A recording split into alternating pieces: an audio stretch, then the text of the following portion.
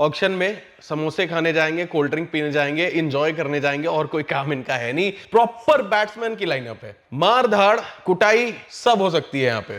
और वो तिलक वर्मा उस कॉन्फिडेंस के साथ उतरेगा तो फिर तो बैंड बजेगा। मतलब ये बेसिक्स है, जो खिलाड़ी हैं रोहित शर्मा दोनों, एक साउथ अफ्रीका का भी प्रीमियम ओपनर है, एक इंडियन टीम का छोटा मोटा ओपनर है। ठीक है, हो गया है, आतंकवादी वाले गेम चला रहे हैं लोग, ट्रेविस हेड और ये अभिषेक और बाकी उनकी टीम, बट सबको करने की जरूरत नहीं है। Hello and welcome back to cricket by KN. स्वागत है आप सबका आईपीएल के एक और टीम रिव्यू में। ऑक्शन से पहले हम डिस्कस कर रहे हैं जो रिटेंशन किया है टीम ने, कितनी सही है कितनी गलत है। बट आज जिस टीम के बारे में हम बात कर रहे हैं उन्होंने ऑलमोस्ट सारे ही रिटेन कर लिए भाई, कुछ जाने नहीं दिया है। मुंबई इंडियंस की बात कर रहे हैं, ऑक्शन में जाते हुए सबसे कम पर्स इन्हीं के पास है। 2 करोड़ 74 लाख के आसपास का पर्स बचा हुआ है इनके पास। ऑक्शन में समोसे खाने जाएंगे, कोल्ड ड्रिंक पीने जाएंगे, इंजॉय करने जाएंगे और कोई काम इनका है नहीं। जो रिटेन किया है खिलाड़ी, जितने सारे खिलाड़ी रिटेन हुए हैं उन पे चर्चाएं करेंगे कि क्या ये रिटेंशन सही थी। पिछले बार ये टीम क्वालिफायर 2 तक गई थी, क्या इस बार ट्रॉफी उठाने के हकदार है। तो मेरे साथ है कैफ अख्तर, मेरा नाम है आदित्य। चलिए शुरुआत करते हैं इस वीडियो की। तो कैफ, क्या उम्मीदें लग रही है, रिटेंशन कितना सही लग रहा है? पूरा ही ऑलमोस्ट रिटेन कर लिया यार। आदि भाई, इस टीम को देखो, रिटेंशन पे अगर मैं पॉइंट्स देना चाहूंगा तो कोई भी यहाँ पे 10 आउट ऑफ 10 देगा। बिकॉज यहाँ पे बैकअप का भी बैकअप इन्होंने रख रखे टीम के अंदर। चाहे अब हम देख रहे थे, हमें एक कंसर्न था कि भाई स्पिनर्स नहीं है टीम के अंदर। लेकिन जब हमने रिसर्च करनी चालू की तो हम वहाँ पे भाई खुद ही हमको 4 स्पिनर दिख गए। चाहे वहाँ पे आप अल्लाह गजनफर की बात कर लो, उसके बाद रघु शर्मा की बात कर लो, नए प्लेयर्स के लिए जानी जाती है एमआई की टीम। तो पिछली बार विघ्नेश पुथुर को लेके आए थे, इस बार वो इंजर्ड है, उनकी जगह रघु शर्मा को लेके आए हैं। सेंटनर भी है टीम के अंदर।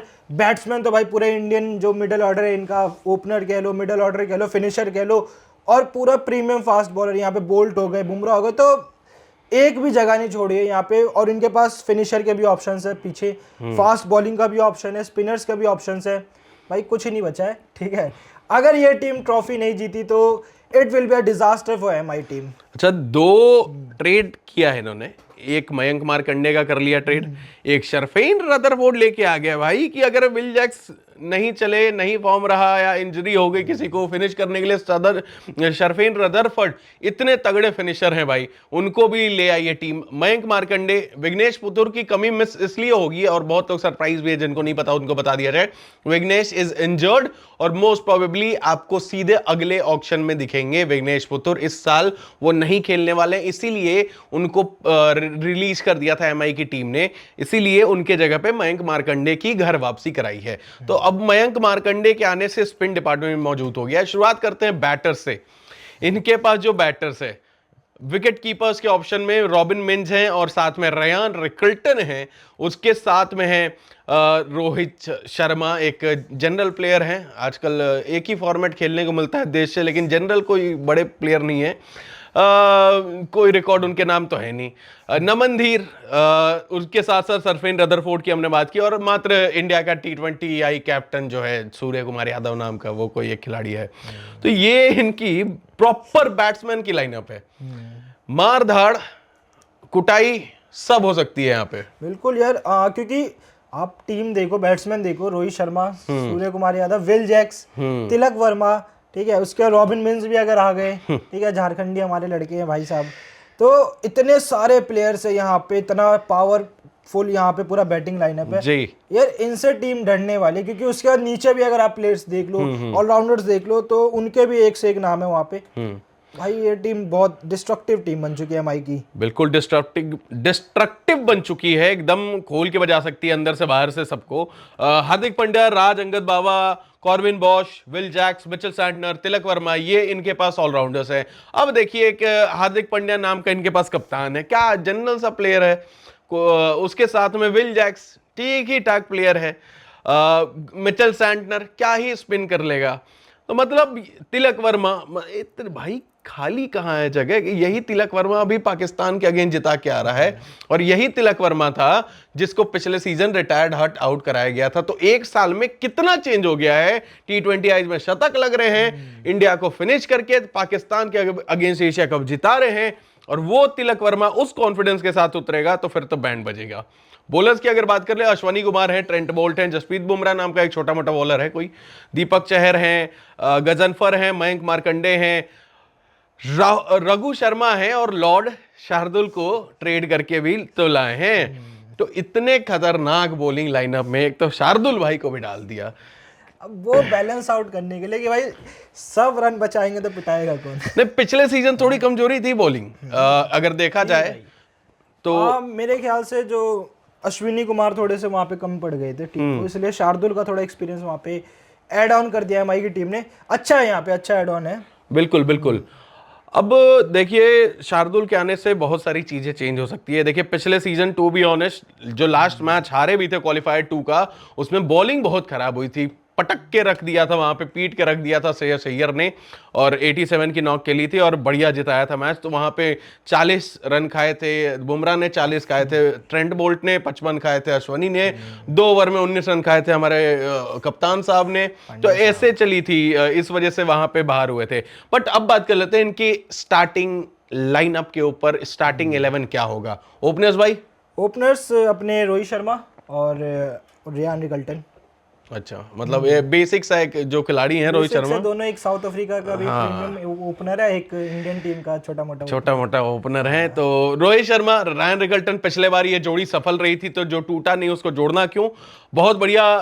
उतना भी पोटेंशियल पे नहीं खरे उतर पाए थे। अगर मैं बात करूं सिर्फ रेयान रिकल्टन की, लास्ट में बेस्ट्रो को आना पड़ा था जब वो नहीं मौजूद थे। तो इस बार बेस्ट्रो नहीं है, बट यही दोनों ओपन करते हुए बट इवन बेस्ट्रो ने ज्यादा बेटर किया था 2-3 मैचेस में देखोगे तो। रेयान रिकल्टन से तेज रन भी बना रहे थे। रेयान रिकल्टन कंसिस्टेंट थे, बट जिस स्पीड के हिसाब से मुंबई चाह रही थी, बिकॉज रोहित का फॉर्म भी नीचे था वहां पे, तो मुंबई चाह रही होगी कि वहां पे थोड़ा ऐसा शुरुआत दी है कि भाई 5 में कम से कम 70-80 रन बना पाए, लेकिन वैसे उनको स्टार्ट मिल नहीं पा रही थी। तो इस वजह से वो थोड़ा सा डाउन हुआ, लेकिन ठीक है, इस बार मेरे ख्याल से कवर अप कर लेंगे, कवर अप करेंगे, शायद पोटेंशियल पे अपने खरे उतरेंगे। Ryan Rickelton, Rohit Sharma. 3 number की बड़ी चर्चा थी पिछले सीजन भी। 3 नंबर किसी मैच में तिलक खेले हैं, किसी मैच में सूर्या खेले हैं, किसी मैच में विल जैक्स खेले हैं। आप किसको देख रहे हैं? मैं देखो, अगर मैं जैसे ओपनिंग पे रहे इनका रेयान रिकल्टन और रोहित शर्मा का, तो मैं 3 पे विल जैक्स को देखूंगा। बिकॉज दोनों ऐसे प्लेयर, रोहित देखो दोनों तेज खेलते हैं, बट इतना भी तेज नहीं खेलते जितना विल जैक्स खेल सकते हैं। तो किसी दिन ऐसा हो सकता है कि हाँ, जिस दिन अच्छा तेज खेलेगा उस दिन सूर्या आ गए थोड़ा टीम को, इनिंग को बिल्ड करने के लिए। लेकिन मोस्ट ऑफ द मैचेस में हमें देखने को मिलेगा एमआई की तरफ से कि दोनों थोड़ा सा स्लो खेलेंगे। 5 में 40, 5 में 50, 5 में 60 तक बना देंगे। उसके बाद आपको विल जैक्स जरूरत पड़ेगी अगर आपको 200-220 अगर लगाना होगा। बिकॉज नीचे अगर आप ऊपर अगर आप तिलक वर्मा को भेज दो, सूर्य को भेज दो, तो वो इनिंग बिल्ड करने में थोड़ा सा कुछ बॉल्स ले लेंगे वहां पे। मैं फिर भी कहूंगा 3 नंबर मेरे हिसाब से कप्तान इंडिया के T20I के सूर्य कुमार यादव खेलने चाहिए। सूर्या को 3 पे खिलाइएगा। रोहित, रिकल्टन अगर लंबी पारी खेल गए हैं, मान लीजिए 7-8 ओवर खेल के आउट हुए हैं, सूर्या वो मोमेंटम रखेंगे, ठीक है। अगर जल्दी आउट हो गए हैं, सूर्या वो एंकर भी कर सकता है काम। विल जैक्स, आप आते चाहो कि 4 पे खेलें या 5 पे खेलें, आए और मारना शुरू करें। इसीलिए मैं 3 पे उनको डाल रहा था। नहीं, 3 पे मारने की जरूरत है नहीं। ठीक है, हो गया है, आतंकवादी वाले गेम चला रहे हैं लोग, ट्रेविस हेड और अभिषेक और बाकी उनकी टीम, बट सबको करने की जरूरत नहीं है, सब अपने स्टाइल से। तो मैं 3 पे सूर्या देखूंगा, 4 पे तिलक ले आइए या विल जैक्स ले आइए, आपकी मर्जी है मेरे हिसाब से, तिलक या फिर विल जैक्स। 5 नंबर हो गया कप्तान साहब, पंड्या साहब। नहीं, 5 तो रोटेट भी जाएगा ना, जो 4 पे आएगा। हाँ, वही तिलक आ जाएंगे। 6 पे फिर हमारे पंड्या साहब। 4-5 अब आपके बीच में रख लीजिए। और 6 पे पंड्या साहब, 7 पे एक ऑलराउंडर, या तो आपको स्पिनर ऑलराउंडर चाहिए या तो फास्ट बॉलर ऑलराउंडर। तो लॉर्ड साहब हैं पेस में, स्पिन चाहिए तो सैंटनर है। 7 हो गया आपका। या फिर आप क्या प्रॉपर रदरफोर्ड को खिला दो, 2 आप रोटेट करके इंडियन स्पिनर डाल दो वहां पे, किसी को आप जैसे तिलक को आप। बट वही है ना, रदरफोर्ड की जगह किसके जगह बनेगी? रदरफोर्ड बैटर है प्योर, तो फिर विल जैक्स के जगह हटाओगे नहीं। अभी आप भी स्पिन डालते हैं स्टार्टिंग में, एटलीस्ट हटाओगे नहीं तो विल जैक्स स्पिन कर सकते हैं, हाथ घुमा सकते हैं, रदरफोर्ड तो नहीं कर सकते। तो आपको रदरफोर्ड खिलाना ही पड़ेगा, नहीं खिलाना पड़ेगा। और उसके बाद बाद में कभी विल जैक्स का फॉर्म ऊपर नीचे हुआ या फिर किसी और का, तो शायद बाद में खिला लिया जाए। लेकिन ये हो गई 7 नंबर तक की बात। 8 number Deepak Chahar, 9 number Jasprit Bumrah, 10 number Trent Boult, 11 number Mayank Markande. हाँ। तो ये हो गई इनकी लाइनअप सेट। इसमें किसी को शक नहीं होना चाहिए। अगर इंपैक्ट प्लेयर के तौर पे देखें तो नमन धीर, जो कि पिछले सीजन आ रहे थे, और अगर किसी दिन पहले बैटिंग आ गई तो नमन धीर को बैटिंग लाइनअप में रख लीजिए, मयंक मार्कंडे को इंपैक्ट कर लीजिए। दोनों में रोटेशन चलेगी। या मे बी फिर से वही हो कि रोहित भाई बैटिंग करके चले जाएं, 16 करोड़ी मीम फिर से बन जाए, क्या पता बैटिंग कर करके निकल ले रहे हैं। अरे 5 रन बना के फिर बैठ जा रहे। अब तो और भी मन नहीं कर रहा होगा कि गंभीर ने तो एक तो रिटायर करवा दिया और 2 फॉर्मेट से, तो क्या ही बैटिंग करूं। अपना थोड़ा लंदन का घर भी तो बनाना है। तो 16 करोड़ लेके शायद वो भी आराम करने लगे, अलग बात है। हो भी गया है उम्र 38 साल। लेकिन एक चीज नोटेबल है, 9 खिलाड़ी हैं इनके स्क्वाड में करंट अब तक जितने खिलाड़ी हैं जिनकी की उम्र 30 से ज्यादा है। ये एक थोड़ा सा इनके ऊपर जा सकता है। ट्रेंट बोल्ट रेगुलर क्रिकेट खेल नहीं रहे हैं। जसप्रीत बुमराह तो ऑब्वियसली वो तो बुमराह हैं। सैंटनर कैप्टन जरूर हैं, बट हर मैच आपको मैच विनर के तौर पे वो परफॉर्मेंस नहीं दे सकते हैं। दीपक चहर कौन से वाले फॉर्म के साथ आ रहे हैं, विकेट टेकर वाले या रन खाने वाले। रोहित शर्मा का फॉर्म कैसा है, वो तो अभी ओडीआई सीरीज होने वाली है साउथ अफ्रीका वाली, उसमें भी थोड़ा पता चलेगा। तो बहुत सारे सवाल हैं। बिल्कुल है, क्योंकि रोहित शर्मा का अगर आप देखोगे तो T20I जो मैच देखा था, स्टार्टिंग में बहुत स्लो लगे थे। तीनों मैचेस में रन आए थे उनके, नो डाउट, बट बहुत स्लो दिखे वनडे में अभी हाँ। और T20 ऐसा फॉर्मेट है जहां आपको पहले दूसरे गेंद से चलाना पड़ता है जी। एंड उसके बाद अगर आप बुमराह, तो चलो बुमराह है, उसके बाद बोल्ट की अगर आप बात करोगे, बोल्ट ने इतने टाइम से मैचेस नहीं खेले हैं, इंटरनेशनल इतना खेल नहीं रहे हैं। आप दूसरे कंट्रीज की लीग देखो, वहां पे भी इतना एक्टिव है नहीं। तो बोल्ट के लिए थोड़ा सा कंसर्न है। हाँ, थोड़ा सा 1-2 मैचेस खेल के वो लैब वापस ला सकते हैं, बिकॉज क्लास बॉलर है। एंड एक और आप बात कर रहे थे, सूर्या का फॉर्म है कि नहीं है? सूर्या का फॉर्म है, नहीं है उसके। मैं दीपक की बात करना चाहूंगा, क्योंकि दीपक का लय नहीं दिखाता भाई लास्ट टाइम।